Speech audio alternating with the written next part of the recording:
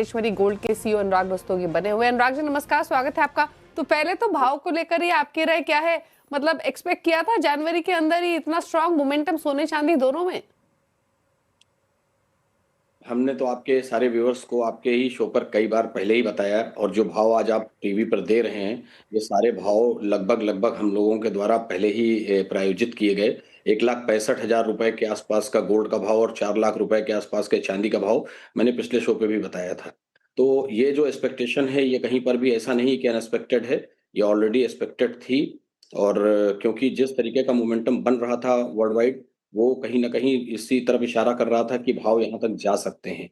जो current position है जिसमें कि पूरी दुनिया ही कन्फ्यूज़ हो गई है और आज की तारीख में ऐसा लग रहा है कि पूरा एक वर्ल्ड वाइड पूरा एक मार्केट कन्फ्यूज़ है कि अभी क्या करे और क्या ना करे। तो मुझे लगता है कि यहाँ पर आकर के मार्केट थोड़ा-सा स्टैंड करेगा और यहाँ के बाद तेज़ी तो डेफ़िनेटली अभी बनी रहेगी। लेकिन अभी करंट में मुझे लगता है कि कहीं पर मार्केट रुकेगा और जो नए समीकरण बनेंगे, उसके आधार पर ही आगे अब मार्केट जाएगा। मुझे लगता है इस जगह पर आकर के मार्केट को एक बार स्टैंड बाय मोड पे आना पड़ेगा।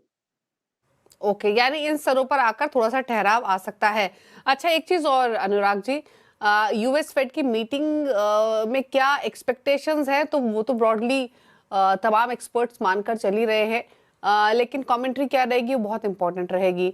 अब जिस तरीके के ट्रम्प के मूवमेंट्स हैं, टैरिफ को लेकर जो उनका स्टांस हम दिन ब दिन सामने आते हुए देखते हैं, दूसरी तरफ यूएस फेड का रेट कट का सिनेरियो है, इन समीकरणों के बीच में आपको लगता है गोल्ड पॉज लेगा? प्लस करंट भाव से थोड़ा बहुत करेक्शन भी एंटिसिपेट कर रहे हैं क्या? और साथ ही जो आपने टारगेट्स कहे, जो आपने लेवल्स कहे, वो ऑलमोस्ट हासिल हुए हैं, ऊपर की तरफ अब टारगेट्स भी रिवाइज करेंगे क्या?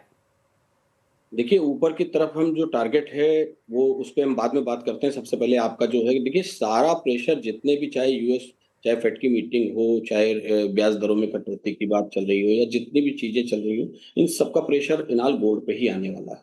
और आगे क्या ट्रम्प की जो एक रणनीति है, किस तरीके से उनकी सोच है, क्योंकि इसमें एक बहुत महत्वपूर्ण विषय है, वो जोड़ना मैं ज़रूरी समझता हूँ कि देखिए एक तरफ कभी भी कोई चीज़ चलती नहीं है। एक तरफ वन बाय वन एक बार चलता चला जा रहा है, चलता चला जा रहा है क्योंकि कहीं न कहीं इसके समीकरण इस तरह से बने हैं कि पूरे विश्व में एक तरफ़ा लोगों को लगता है कि युद्ध होगा या कोई ऐसे माहौल बनेंगे और उसमें सब चीज़ें खत्म हो जाएँगी और रह जाएगा सिर्फ़ सोना और चांदी। एक ऐसी मार्केट प्लस आम निवेशक इसके अंदर इन्वेस्ट कर रहा है, जिसका कोई इस मार्केट से कभी लेना-देना भी नहीं होता था, वो भी इसमें जुड़ करके और इसमें पैसा डालता चला जा रहा है।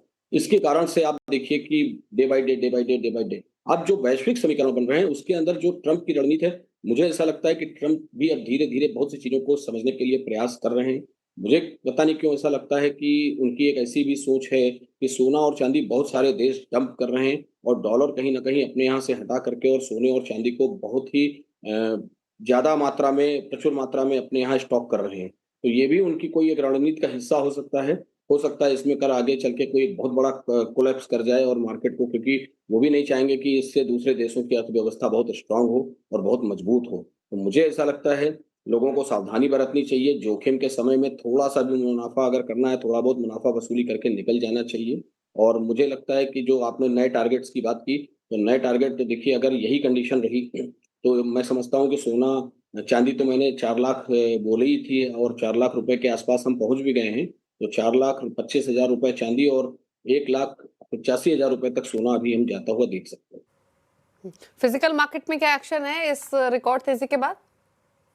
सर अगर मार्केट की मैडम मार्केट की अगर मैं बात करूँ, तो मार्केट के अंदर तो बिज़नेस इस समय बिल्कुल ज़ीरो है।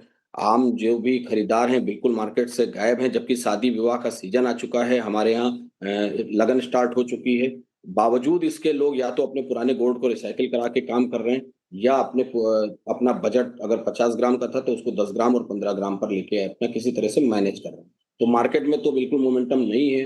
अब रह गया है कि निवेशक अपना कर रहे हैं, ले रहे हैं और बेच रहे हैं। ये सब चीज़ें चल रही हैं जिसकी प्रक्रिया से भी इन भावों पे बहुत बड़ा फ़र्क पड़ रहा है, क्योंकि ये वर्ल्ड वाइड चल रहा है। अच्छा अनुराग जी, बजट को लेकर अब नजरें टिकी हुई हैं, महज 4-5 सेशंस ही बाकी हैं। सोने चांदी के पॉइंट ऑफ व्यू से क्या एक्सपेक्ट आप कर रहे हैं इस बार के बजट में, कंसीडरिंग प्राइसेस इतना रिकॉर्ड हाइस पर ट्रेड कर रहे हैं? क्या इंपोर्ट ड्यूटी को लेकर या फिर डिजिटल गोल्ड को और एनकरेजमेंट करने को लेकर कुछ इनिशिएटिव्स लिए जा सकते हैं क्या, या आप कुछ एक्सपेक्ट कर रहे हैं क्या?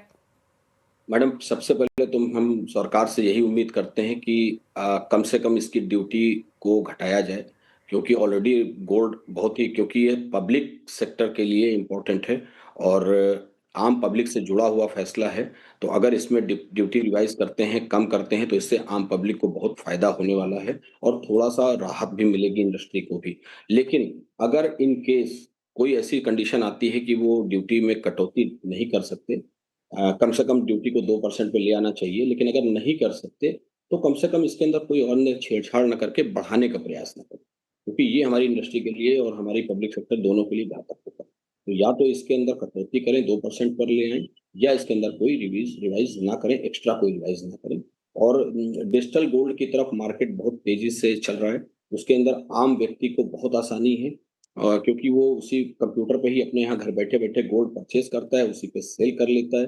तो इसके अंदर की भी एक कहीं न कहीं रूल ऑफ रेगुलेशंस की आवश्यकता तो है ही है, क्योंकि ये भी धीमे-धीमे कहीं न कहीं एक बड़ा मार्केट क्रिएट होता जा रहा है और धीमे-धीमे इसके ऊपर सारी गवर्नमेंट के जो भी रूल ऑफ रेगुलेशंस है, वो लागू ज़रूर होने चाहिए, क्योंकि ये भी कहीं न कहीं आगे चल के कोई बड़ा घातक कारण बन सकता है। और या कि इसके ऊपर कोई भी कुछ अलग एक्शन ज़रूर प्लान करना चाहिए, क्योंकि मार्केट में कभी कोई डिस्टर्बेंस ना हो इसकी वजह से। तो ऐसी हमारी सरकार से उम्मीदें हैं कि किसी भी प्रकार से हमारे को अब इससे ज़्यादा और कष्ट ना दिया जाए। ओके, चलिए शुक्रिया अनुराग जी आने के लिए शो में और अपने व्यूज देने के लिए, बजट एक्सपेक्टेशंस पर भी और साथ ही साथ सोने चांदी की कीमतों पर भी। Thank you so much.